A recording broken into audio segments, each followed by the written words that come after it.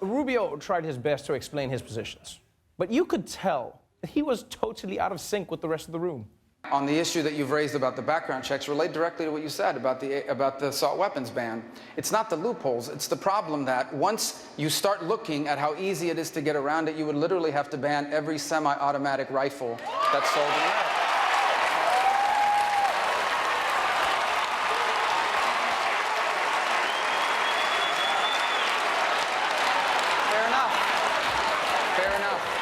Okay. Okay, I see I just made your point. Okay.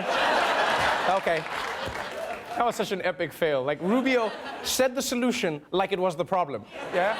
You know what this reminded me of? It reminded me of the reaction a lot of men had to the Me Too movement. You know, when people were like, if we carry on like this, we're gonna live in a world where men can't even hit on their female staff? Huh? Oh, that is what we want? Okay. Okay, fair enough. I misunderstood. I misunderstood. Okay.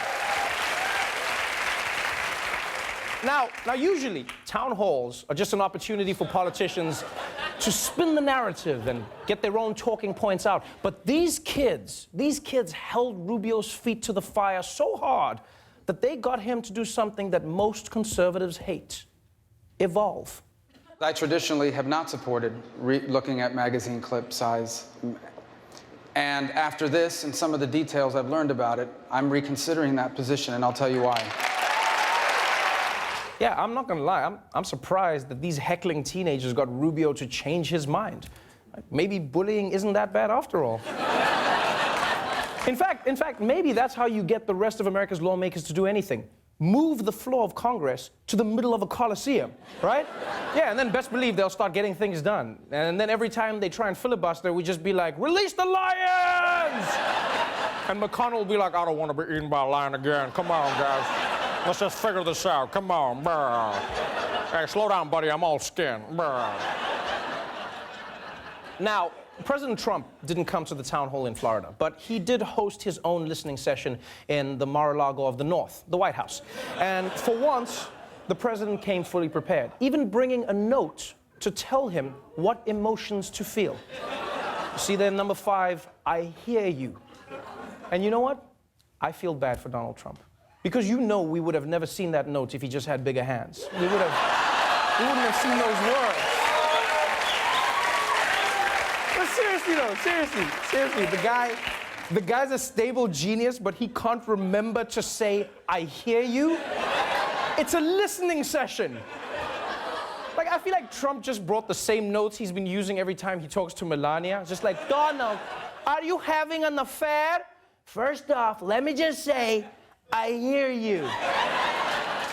Now, yesterday, people mocked Trump for needing crib notes to sound like a human being, but to be honest, I prefer Trump using notes. Because when he doesn't use them, like today, he starts saying shit like this. I think a concealed permit for having teachers and letting people know that there are people in the building with guns, you won't have, in my opinion, you won't have these shootings, because these people are cowards.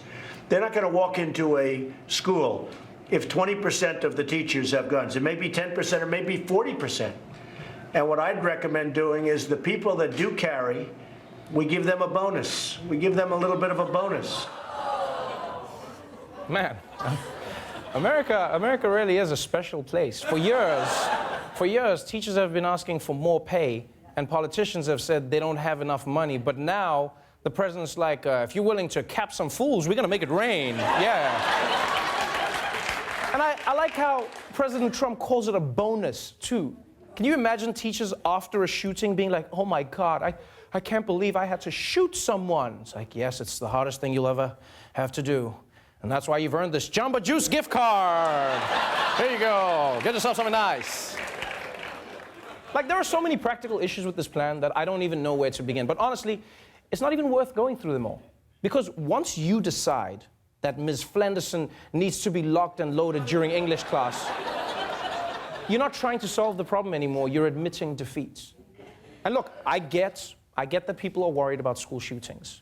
And I get that some people think that if teachers have guns, they can keep their students safe. But you do realize there are organizations that are training teachers to use guns, and it might not be the perfect solution that you think. Drop your gun! This is the point of view of an elementary school principal. firing at a mock gunman during a simulated school shooting. During this training, I saw one person shoot what would have been a student in a scenario. When you see that, does it make you second guess this choice to have guns in schools? No. It's an accident. We might take one, but we might have saved 30, 40 other kids. Good Lord. America just went from no child left behind to sometimes little Timmy gotta get got. Like, I'm just saying, if I was sending my kids to school, I wouldn't want the principal to have the same rules as Omar.